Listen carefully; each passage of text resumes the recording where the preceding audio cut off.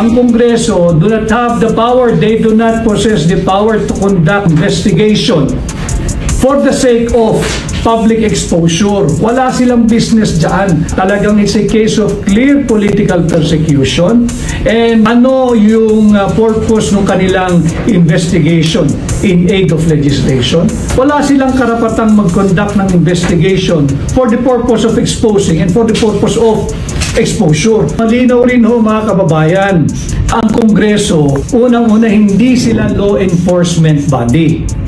Pangalawa, hindi sila prosecution office na nasa ilalim ng Department of Justice. At higit sa lahat, pangatlo, hindi rin sila korte para mag-imbestiga nung allegedly nakakommit ng criminal act. Hindi rin sila ang karapat na ahensya na magsasabi kung sino yung guilty or not guilty. Na kesyo si Pangulong Duterte guilty.